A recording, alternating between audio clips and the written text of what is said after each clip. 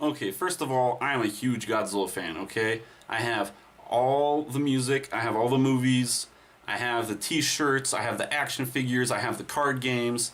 I love Godzilla. So, here is my totally unbiased review of Godzilla King of the Monsters 2019.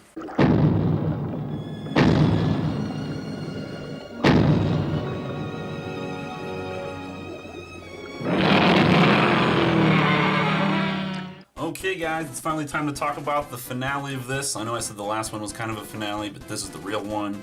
We're going to talk about Godzilla King of the Monsters. I saw it on Thursday. This is kind of my review. I don't really have a script for this, but overall, I liked the movie. It's a solid, fun Godzilla movie. I mean, it's not a very smart movie, but neither are really any of the Godzilla movies. So it's a lot of fun. It definitely has the best monster action out of probably the whole series. Though, I mean, it is kind of depressing that they're all CGI. Like, in my personal opinion, I think that rubber suits look better than having it be CGI. But with the CGI, the monsters are able to be much more fluid, and you can do a lot more action and stuff with it. So the monster fights are definitely the highlight of the movie. Not that anyone thought otherwise. So that's really good. If you haven't seen the movie yet, go watch it. It's fun. I really like it. If you want to know my rating right now, I'd probably give it a 4 out of 5.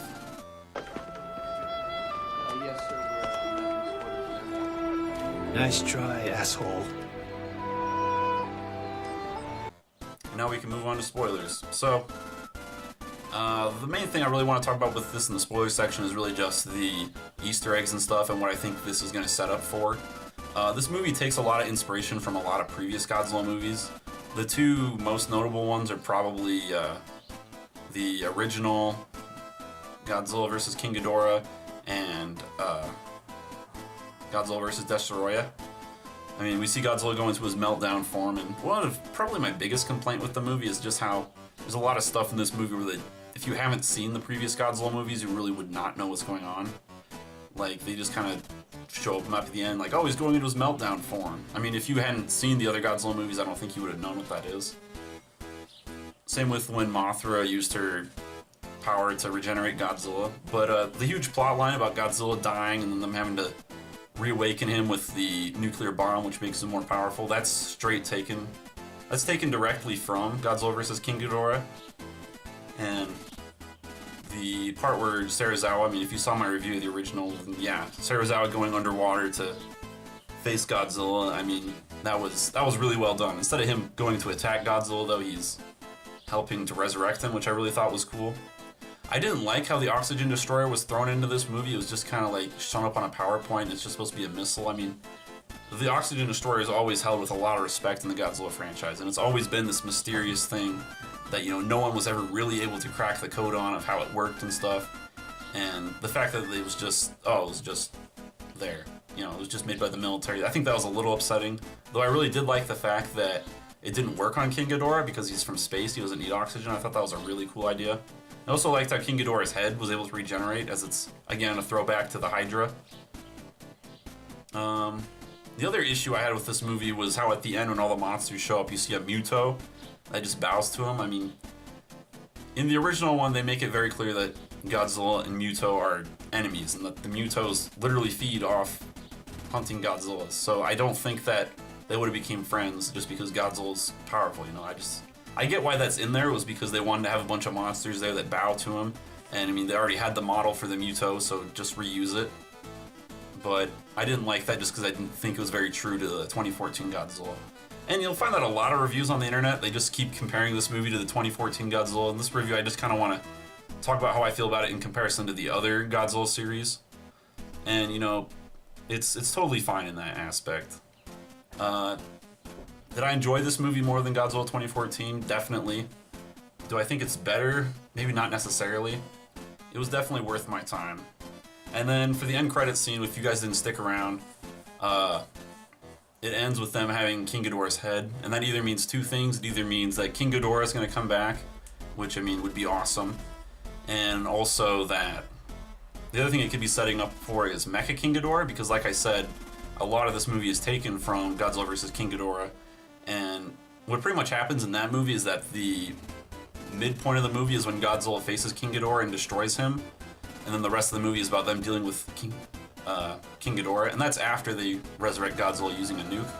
So it would make sense that after that they would introduce Mecha King Ghidorah, which I've never really known how I felt about Mecha King Ghidorah. I mean, I'm not a huge fan of his design just because it's so clearly a King Ghidorah costume with extra bits thrown on there. But I mean, King Ghidorah is, at least in the Showa series, was always like the ultimate, like most powerful kaiju, and like Godzilla could never really defeat him on his own. And I think they kind of did a good job bringing him back to that, as in a lot of the Godzilla movies after that, he wasn't as seen as big a threat. And this was like the first one, I think, where they really nailed that King Ghidorah is like way tough and definitely more powerful than Godzilla.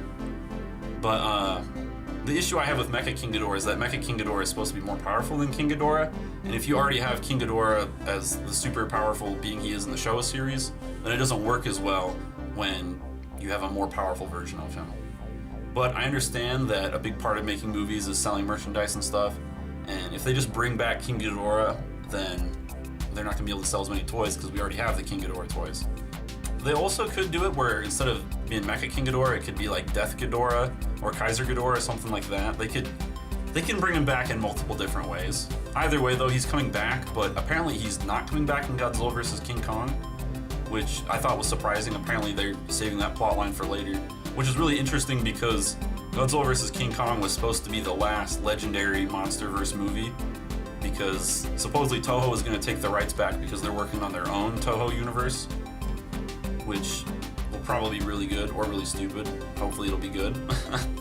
Probably my favorite part of the movie was probably Rodan, just because, I mean, I really, really like Rodan. Like, the first Rodan movie is one of my favorite monster movies, and ever since then I just felt like they didn't do Rodan justice. I mean, probably the best he's in after that is maybe in Mechagodzilla 2, but again, I'm not a huge fan of that movie in general. I mean, it's fine, but this was the first one, I think, where they brought Rodan back, and he is scary, he is fierce, like, it was awesome. And the fact that we got to see, I mean, those scenes from the old Rodan, but like, made much more, you know, in the high definition and stuff.